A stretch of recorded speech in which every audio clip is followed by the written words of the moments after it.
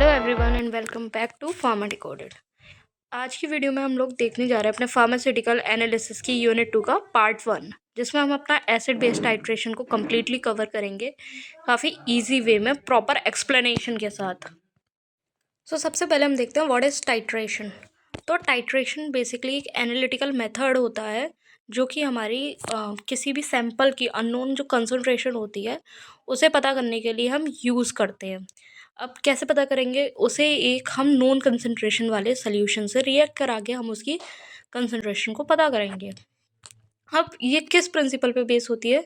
तो बेसिकली ये प्रिंसिपल, जैसा हमने देखा, ये इस प्रिंसिपल पे बेस होती है कि दो सोल्यूशन जो होते हैं वो रिएक्ट करते हैं आपस में।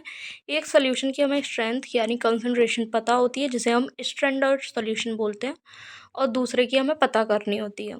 और रिएक्शन कराते हैं हम जब तक वो इक्विवेलेंट पॉइंट नहीं आ जाता। इक्विवेलेंट पॉइंट आने के बाद हमें उसकी कंसंट्रेशन जो होती है वो कैलकुलेट कर लेनी होती है अननोन सैंपल की, एंड देन इस तरीके से हमारा टाइट्रेशन कंप्लीट हो जाता है। अब देखते हैं, हम कुछ टर्म्स देख लेते हैं जैसे एंड पॉइंट, इक्विवेलेंट पॉइंट। तो देखो, एंड पॉइंट क्या होता है? एंड पॉइंट बेसिकली वो पॉइंट होता है जिस पर हमें चेंजेस देखने को मिलते हैं, जैसे कि कलर चेंज। आपने देखा होगा टाइट्रेशन, आप सबने 12th में किया होगा कि एक सोल्यूशन होता है कलरलेस, और उससे ब्यूरेट से फिर हम उसमें कुछ तो ऐड करते हैं जिससे कि पिंक कलर हो जाता है। अब अगर आपको वहाँ पे क्लियर नहीं हुआ तो आपको यहाँ पे क्लियर हो जाएगा पूरी तरीके से, क्योंकि आपको बार बार टाइट्रेशन करना होगा।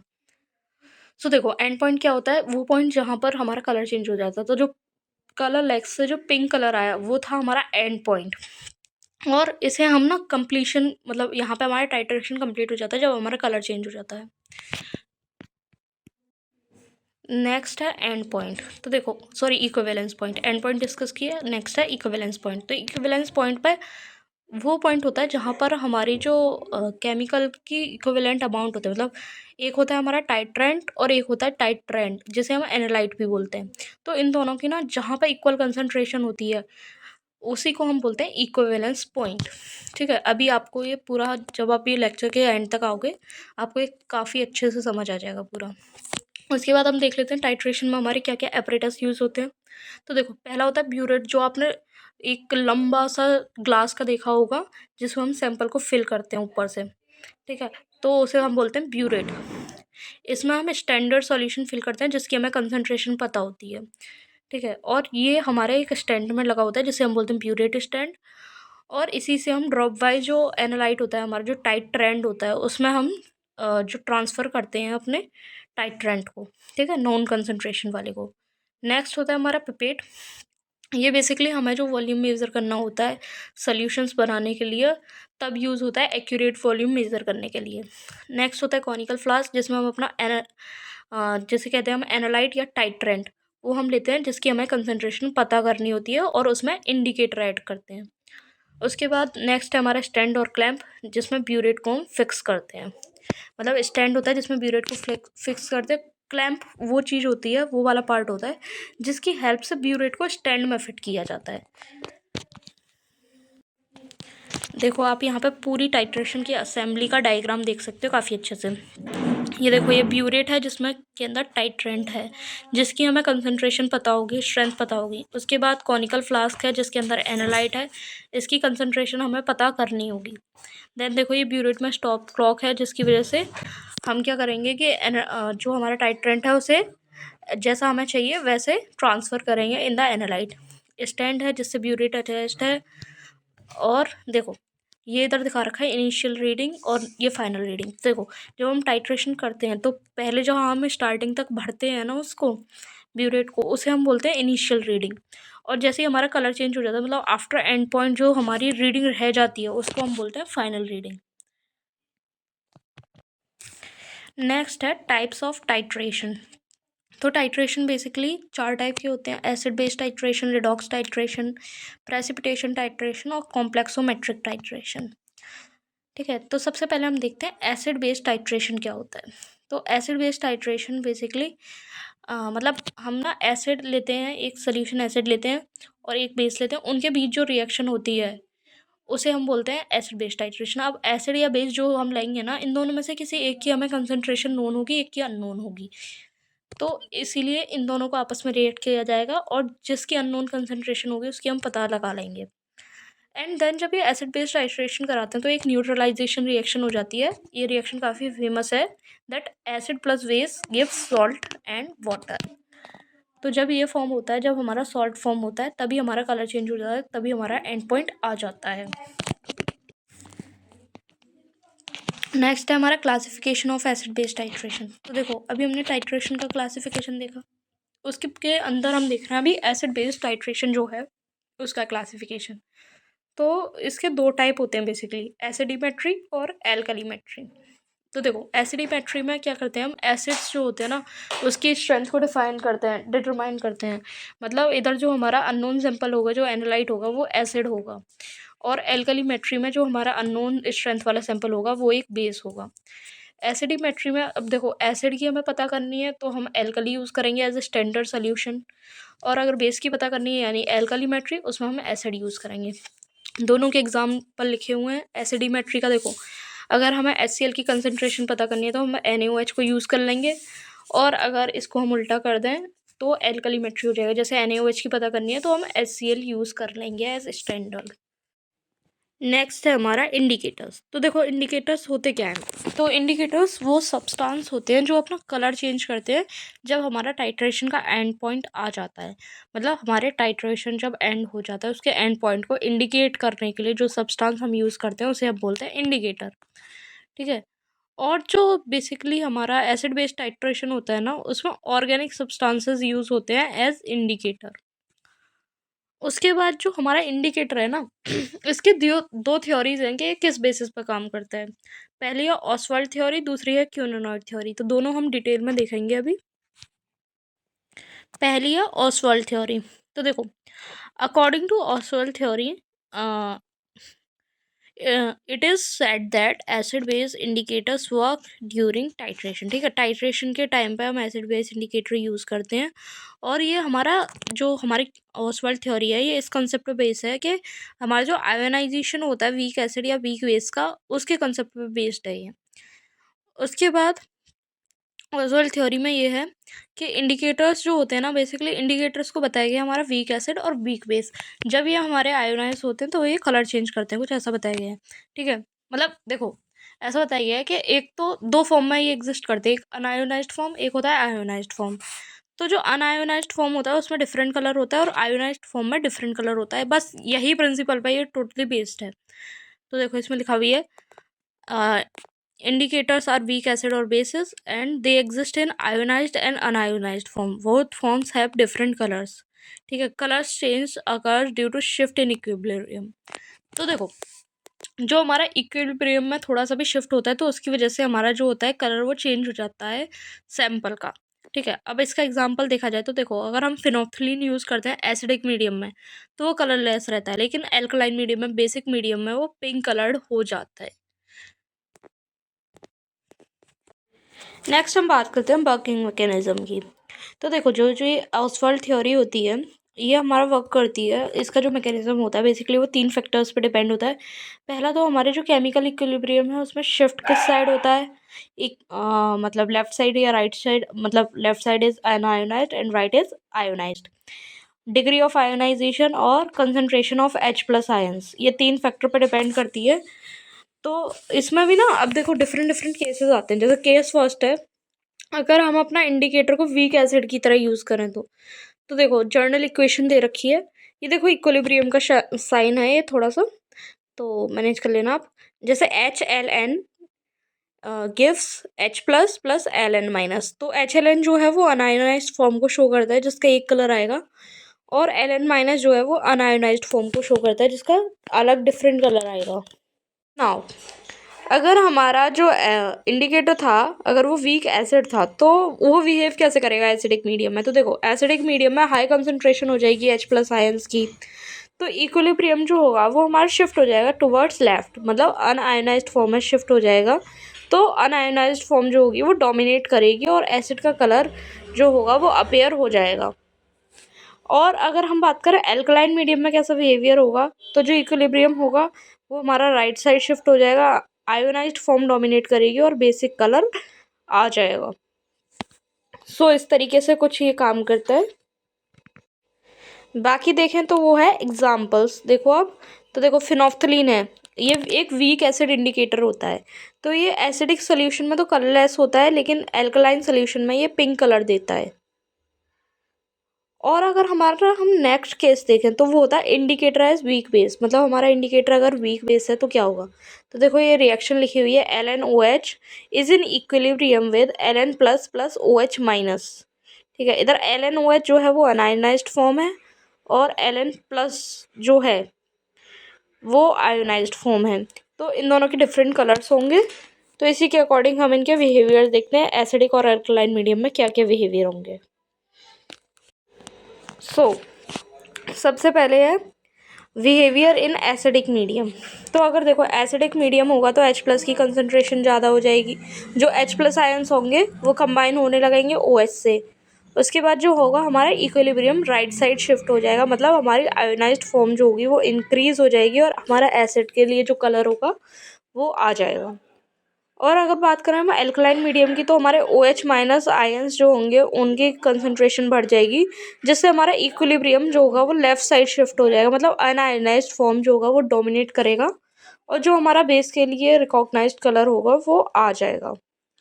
बात करें हम एग्जाम्पल की, तो मिथाइल ऑरेंज जो है एक वीक बेस इंडिकेटर है, जो कि हमारे एसिडिक सॉल्यूशन में रेड कलर देता है और बेसिक सॉल्यूशन में मतलब एल्कलाइन सॉल्यूशन में येलो कलर प्रोड्यूस करता है। नेक्स्ट अगर हम बात करें तो कलर चेंज रेंज जो होती है, जो कलर चेंज रेंज होती है वो किसी भी फिक्स्ड पीएच पे नहीं आती है। बेसिकली ये अकर करती है, मतलब एक इसकी स्मॉल पीएच रेंज होती है जो हमारी कलर चेंज की रेंज होती है। कोई ऐसा नहीं कह सकते कि फिक्स्ड पीएच पे आ जाएगी, कोई भी नंबर बता के ये नहीं कह सकते कि इस पीएच पे कलर चेंज हो जाएगा। इसकी एक रेंज होती है छोटी सी, जिसे हम बोलते हैं इंडिकेटर ट्रांजिशन रेंज। ठीक है, मतलब जिस रेंज के अंदर, जिस पीएच रेंज के अंदर जो ट्रांजिशन होता है, कलर ट्रांजिशन होता है इंडिकेटर का, उसे बोलते हैं हम इंडिकेटर ट्रांजिशन रेंज। ठीक है, अब इम्पोर्टेंस भी देख लेते हैं ऑसवाल्ड थ्योरी का क्या इंपॉर्टेंस था। तो सबसे पहले तो ये एक्सप्लेन कर देती है कि हमारे इंडिकेटर कलर चेंज क्यों करते हैं। उसके बाद हमें प्रॉपर इंडिकेटर सेलेक्ट करने में हेल्प कर देती है कि आपको वीक एसिड लेना चाहिए या वीक बेस लेना चाहिए। लाइक देखो, अगर आपका एसिडिक सॉल्यूशन है, आपको उसकी कंसंट्रेशन पता करनी है और आप कोई 20 एसिडिक इंडिकेटर ले लेते हो जैसे फिनोफ्थलीन, तो वो देखो एसिडिक मीडियम में तो कलरलेस रहेगा ना। तो हम इससे पता कर सकते हैं कि हमें कौन सा इंडिकेटर चूज करना है फॉर आर टाइट्रेशन। उसके बाद ये एसिड बेस्ड टाइट्रेशन में हेल्पफुल होता है, एक्सप्लेन करता है जो हमारे पीएच और कलर के बीच में जो रिलेशनशिप है उसे एक्सप्लेन करता है, मतलब कैसे पीएच के साथ कलर चेंज होता है, वो सब चीज़ों को एक्सप्लेन करती है हमारी ऑसवाल्ड थ्योरी। नेक्स्ट है हमारी क्यूनोनॉइड थ्योरी। तो क्यूनोनॉइड थ्योरी बेसिकली एक्सप्लेन करती है कि जो हमारे एसिड बेस इंडिकेटर्स हैं वो हमारा स्ट्रक्चरल चेंज के साथ अपना कलर कैसे चेंज करते हैं, मतलब उनका केमिकल स्ट्रक्चर में जो चेंज होगा उसके साथ हमारे कलर वो कैसे चेंज करते हैं। ठीक है, अब इसमें के अकॉर्डिंग जो हमारी क्यूनोनॉइड थ्योरी है, इसके अकॉर्डिंग जो हमारे इंडिकेटर मॉलिक्यूल्स हैं बेसिकली वो दो फॉर्म में एग्जिस्ट करते हैं। पहला बेंजोनॉइड फॉर्म, दूसरा क्यूनोनॉइड फॉर्म। बेंजोनॉइड फॉर्म जो होती है बेसिकली कलरलेस या लाइट कलर्ड फॉर्म होती है और क्यूनोनॉइड डीपली डार्क कलर्ड फॉर्म होती है। ठीक है, उसके बाद अगर हम पीएच को चेंज करते हैं तो उसकी वजह से इन फॉर्म के बीच में कन्वर्जन होता है। मतलब देखो, अगर आपके पास बेंजोनॉइड फॉर्म में कोई इंडिकेटर था और आपने पीएच चेंज की, तो उसकी वजह से हमारा जो इंडिकेटर है वो क्यूनोनॉइड फॉर्म में चेंज हो जाएगा, जिसकी वजह से कलर भी चेंज हो जाएगा। ठीक है, अब इसमें दो चीज़ बताई गई हैं कि एसिडिक मीडियम में जो हमारा बेंजोनॉइड फॉर्म है वो ज़्यादा स्टेबल रहता है, जबकि अगर हम बात करें बेसिक मीडियम की तो उसमें क्यूनोनॉइड फॉर्म स्टेबल रहता है। और जो कलर चेंज होता है वो रीअरेंजमेंट जो होता है मॉलिक्यूलर स्ट्रक्चर का, उसकी वजह से होता है, ना कि आयोनाइजेशन की वजह से। मतलब आयोनाइजेशन वाली बात हमारी सिर्फ ऑसवाल्ड थ्योरी तक थी, इधर जो है हमारा कॉन्सेप्ट वो बेसिकली मॉलिक्यूलर स्ट्रक्चर के ऊपर पूरा बेस्ड है। नेक्स्ट हम देखते हैं एग्जाम्पल्स में देखो, सबसे पहले है फिनोफ्थलीन। तो फिनोफ्थलीन जो हमारा एसिडिक मीडियम में होता है वो बेंजोनॉइड फॉर्म में होता है, जो कि कलर चेंज नहीं करता, बेसिकली वो कलरलेस ही रहता है। अगर आपका कोई भी कंपाउंड कलर्ड था तो वो कलरलेस हो जाएगा जब आप उसको फिनोफ्थलीन यूज़ करोगे और एसिडिक मीडियम में अगर वो होगा तो। उसके बाद एल्कलाइन की बात करें तो क्यूनोनॉइड फॉर्म में होता है वो और पिंक कलर देता है। उसके बाद मिथाइल ऑरेंज की बात करें तो एसिडिक फॉर्म में वो क्यूनोनॉइड फॉर्म में रहता है जिससे रेड कलर देता है, और एल्कलाइन फॉर्म में रहता है वो बेंजोनॉइड फॉर्म में और वो येलो कलर देता है एल्कलाइन फॉर्म में। उसके बाद अगर हम बात करें क्यूनोनॉइड थ्योरी के एग्जांपल्स की, वो सॉरी इम्पोर्टेंस की, तो इम्पोर्टेंस क्या होता है इसका।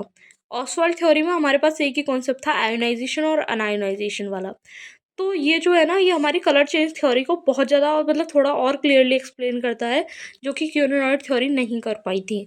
उसके बाद ये यूज़फुल होता है हमारा इंडिकेटर के बिहेवियर को समझने में, कि एंड पॉइंट के आसपास में इंडिकेटर कैसा बिहेव करता है, वो चीज़ समझने में हमारे लिए यूज़फुल होता है। बाकी आप देखो, ये हमारा बेंजोनॉइड फॉर्म और ये है हमारा क्यूनोनॉइड फॉर्म, और ये दोनों इंटरकन्वर्टेबल होते हैं। उसके बाद ये देखो, ये है फिनोफ्थलीन की बेंजोनॉइड फॉर्म, जो कि कलरलेस होती है, और ये है क्यूनोनॉइड की वो क्यूनोनॉइड फॉर्म फिनोफ्थलीन की, जो कि पिंक कलर्ड होती है, और ये भी इंटरकन्वर्टेबल होते हैं। तो ये आप एक बार ये देख सकते हो स्ट्रक्चर इनका। मतलब देखो, ये जब टॉटोमेरिज्म के थ्रू ये अपनी फॉर्म को है कन्वर्ट करते हैं, जिसकी वजह से इनका कलर भी चेंज होता है। नेक्स्ट देखो, कुछ हम एसिड बेस इंडिकेटर्स के एग्जांपल देख लेते हैं, जैसे मिथाइल रेड, मिथाइल ऑरेंज, ये सब। तो देखो, मिथाइल रेड की जो पीएच रेंज होती, सॉरी मिथाइल ऑरेंज देखते हैं पहले। उसकी पीएच रेंज होती है 3.1 से 4.4 तक, और रेड कलर देता है ये एसिडिक मीडियम में, और बेस में देता है ये येलो कलर। अब मिथाइल रेड का कलर तो सेम ही रहता है एसिडिक और बेसिक मीडियम में, बट इसकी पीएच रेंज होती है 4.4 से 6.2 तक। नेक्स्ट है फिनोफ्थलीन, जिसकी पीएच रेंज होती है 8.2 से 10 तक। एसिडिक मीडियम में कलरलेस होता है और बेसिक मीडियम में पिंक कलर देता है। देन है ब्रोमोफिनॉल ब्लू, जो कि पीएच रेंज में लाई करते हैं 6 to 7.6। येलो कलर देता है एसिडिक मीडियम में, और बेसिक में देता है ब्लू कलर। उसके बाद लास्ट है हमारा फिनोल रेड, जिसकी पीएच रेंज होती है 6.4 से 8। येलो कलर देता है ये एसिडिक मीडियम में, और बेस में देता है रेड कलर। तो ये आप याद कर लो कौन सा किस मीडियम में कैसा कलर देता है। बाकी नेक्स्ट हम देखते हैं कि हमारे पास अगर कोई भी इंडिकेटर हमें सिलेक्ट करना है तो हम उसे कैसे करेंगे। तो देखो, पहला तो हमारा इंडिकेटर जो होना चाहिए वो कलर चेंज करना चाहिए हमारे इक्विवेलेंस पॉइंट पे, ठीक है। क्योंकि अगर हमें इक्विवेलेंस पॉइंट का ही पता चल जाएगा, तो देखो जैसे इक्विवेलेंस पॉइंट आएगा उसके बाद जैसे ही हम एक और ड्रॉप ऐड करेंगे ना, तो हमारा एंड पॉइंट आ जाएगा। तो इक्विवेलेंस पॉइंट पर अगर कलर चेंज करता है तो वो हमें इंडिकेटर लेना चाहिए। दूसरा, इंडिकेटर तो शार्प और बिल्कुल मतलब क्लियर कलर चेंज करना चाहिए, फटाफट कलर चेंज कर लेना चाहिए। ऐसा नहीं कि इक्विवेलेंट पॉइंट आपका निकल गया 10 ड्रॉप पहले और इंडिकेटर कलर आप जाके चेंज कर रहा है। उसके बाद केमिकली स्टेबल होना चाहिए, रिएक्ट नहीं करना चाहिए टाइट ट्रेंड या फिर हमारे टाइट ट्रेंड के साथ। तो ये सब चीज़ें हमें ध्यान रखनी चाहिए जब हम किसी इंडिकेटर को सेलेक्ट कर रहे हों। नेक्स्ट हम अपना अगला टॉपिक देखते हैं, वो है न्यूट्रलाइजेशन कर्व। तो न्यूट्रलाइजेशन कर्व होता क्या है, इसकी डेफिनेशन देखते हैं। तो neutralisation curve is a graph of pH versus volume of titrant added during acid based titration. मतलब जो हम एसिड बेस्ड टाइट्रेशन करते हैं उस टाइम पे हम एक ग्राफ बनाते हैं, जैसे हम बोलते हैं न्यूट्रलाइजेशन कर्व। उस ग्राफ को बनाते हैं हम pH versus volume of titrant, ठीक है। इन दोनों एक्स एक्सिस पे हम पीएच रखते हैं और वाई एक्सिस पे रखते हैं अपना वॉल्यूम ऑफ टाइट्रेंट, और इन दोनों के साथ हम अपना ग्राफ बनाते हैं। उसी ग्राफ को हम बोलेंगे अपना न्यूट्रलाइजेशन कर्व, ठीक है। अब जो न्यूट्रलाइजेशन कर्व होता है वो 4 टाइप का होता है, मतलब 4 टाइप के न्यूट्रलाइजेशन कर्व होते हैं। Strong acid versus strong base, weak acid versus weak base, strong acid versus weak base, और weak acid versus weak base, ठीक है। उसके बाद बात करें हम कि न्यूट्रलाइजेशन कर्व क्यों ज़रूरी है, इसका इंपॉर्टेंस क्या है।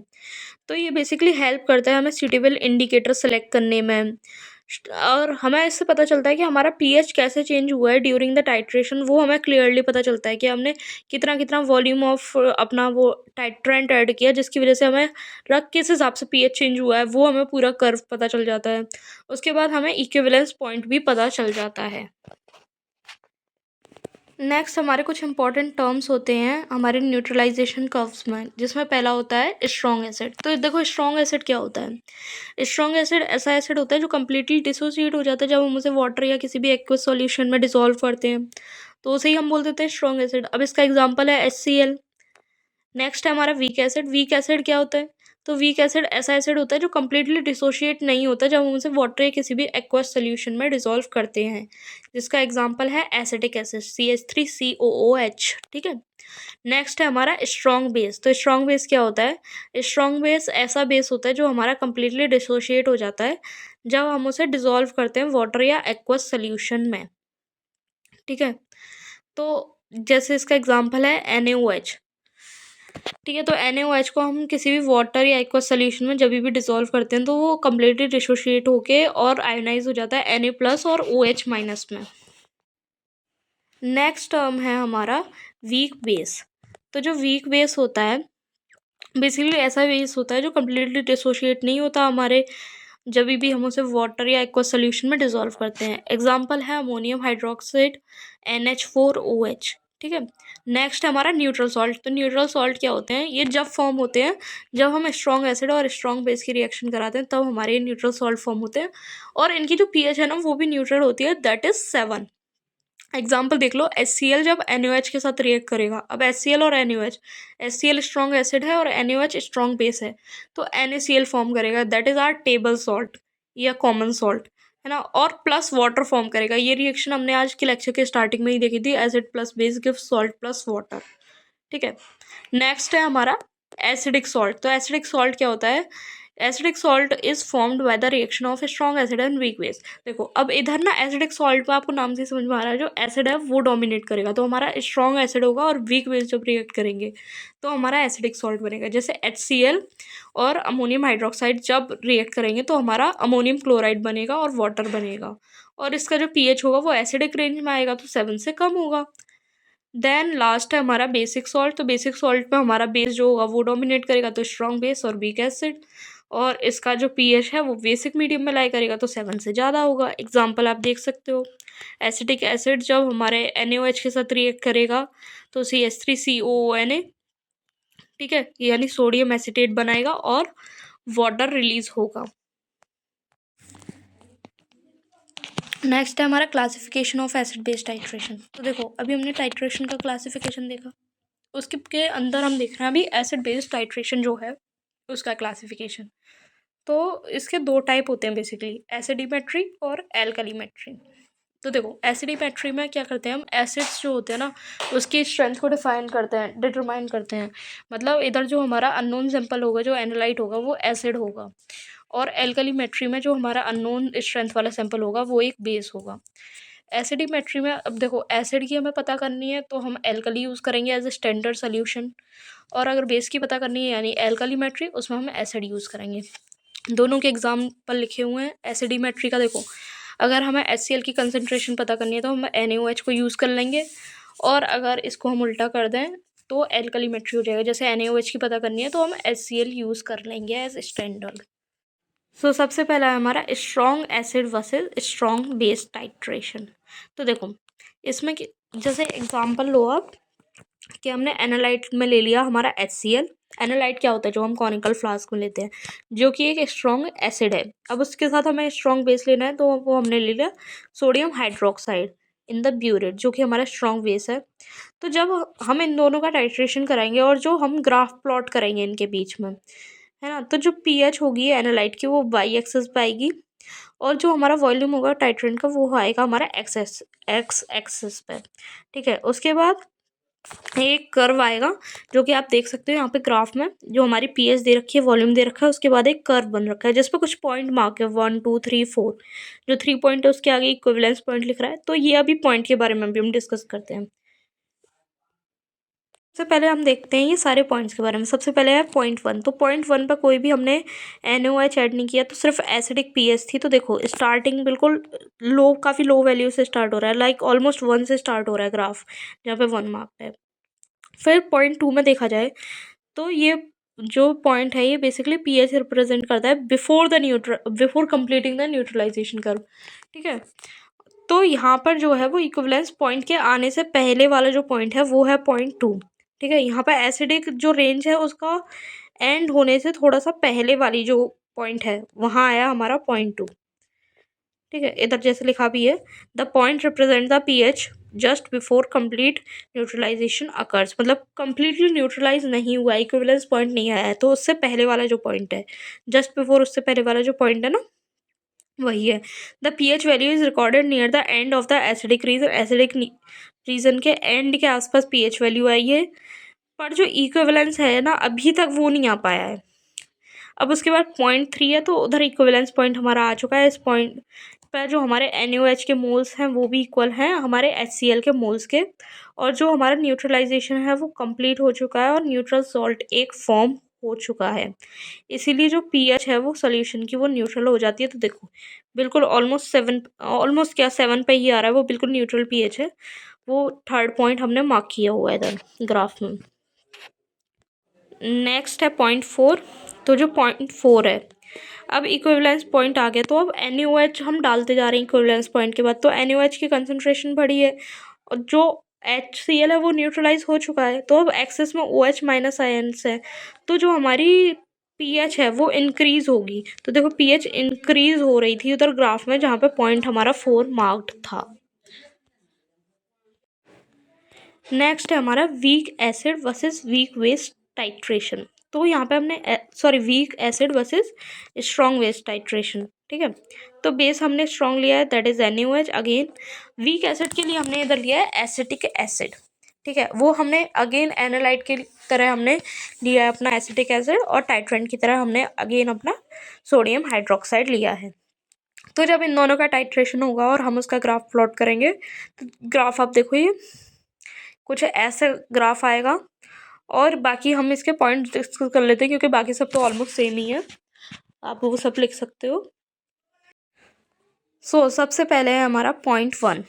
तो पॉइंट 1 में कोई NaOH नहीं डाला हमने, सिर्फ हमारा एसिडिक मीडियम है। तो हमारे जो पॉइंट 1 स्टार्ट हो रहा है वो काफ़ी ज़्यादा, मतलब एक लो पीएच से स्टार्ट हो रहा है, मतलब इतनी लो तो नहीं है जितनी हमारी स्ट्रॉन्ग एसिड की थी, क्योंकि इतनी ज़्यादा पीएच कम नहीं है उसकी, लेकिन हाँ लो पीएच से स्टार्ट हो रहा है हमारा ग्राफ। उसके बाद पॉइंट 2, तो पॉइंट 2 अगेन वही वाली पीएच मेजर कर रहा है, जहाँ पे मतलब न्यूट्रलाइजेशन के पहले वाली जो पीएच है वो वाली मेजर कर रहा है पॉइंट 2। उसके बाद सॉल्यूशन अभी भी एसिडिक है, बट इक्विवेलेंस पॉइंट तक पहुँचने वाला है, उससे पहले वाला पॉइंट है ये पॉइंट 2। उसके बाद पॉइंट 3 जो है वो हमारे इक्विवेलेंस पॉइंट को शो कर रहा है। इस स्टेज पे NaOH के मोल्स जो हैं वो एसिटिक एसिड के मोल्स के बराबर हो गए हैं, और क्योंकि रिएक्शन एक वीक एसिड और स्ट्रॉन्ग बेस के बीच में हुई है, तो जो हमारा सॉल्ट बनेगा वो एक बेसिक सॉल्ट बनेगा जिसकी पीएच हमारी होगी 7 से ज़्यादा। ये उसके बाद पॉइंट 4 में अब इक्विवेलेंस पॉइंट हमारा अचीव हो गया था पॉइंट 3 में। उसके बाद पॉइंट 4 में जो पीएच होगी वो धीरे धीरे इंक्रीज होगी, और इवेंचुअली जो कर्व होगा ना वो एकदम से उस तक जाने लगेगा, एसिडिक रेंज तक जाने लगेगा, तो पीएच बढ़ने लगेगी, और उसके बाद एक टाइम के बाद वो कांस्टेंट होने लगेगा, क्योंकि उससे ज़्यादा पीएच नहीं बढ़ सकती, क्योंकि देखो जो हम सॉल्ट डाल रहे हैं उसकी भी एक पीएच रेंज है, उससे ज़्यादा उसकी नहीं बढ़ सकती। तो एक टाइम पे आने के बाद वो कांस्टेंट होने लगेगा ग्राफ हमारा। नेक्स्ट है स्ट्रॉन्ग एसिड वर्सेस वीक वेस्ट टाइट्रेशन।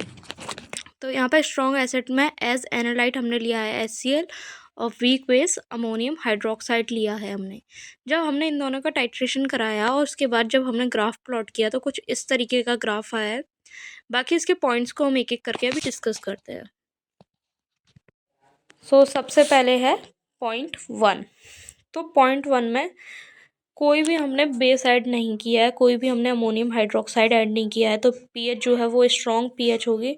और हमने जैसा कि एक स्ट्रॉन्ग एसिड लिया है, तो वो जो पीएच का ग्राफ है वो काफ़ी नीचे से शुरू होगा, मतलब बिल्कुल इनिशियल से शुरू होगा, तो 1 बिल्कुल वहीं पर मार्क होगा ऑलमोस्ट 2-3 के पास। इसकी वजह से जो हमारी पीएच थी वो काफ़ी ज़्यादा लो थी।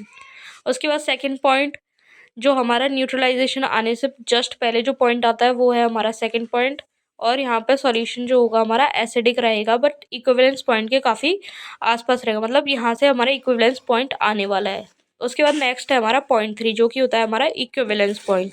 इस पॉइंट पर जो हमारे बेस के मोल्स होते हैं वो एसिड के मोल्स के बराबर हो जाते हैं, और क्योंकि यहाँ पे हमने स्ट्रॉन्ग एसिड और वीक बेस के बीच में रिएक्शन हुई है, तो जो हमारा सॉल्ट फॉर्म होगा वो एसिडिक सॉल्ट फॉर्म होगा, जिसकी पीएच हमारी 7 से कम होगी।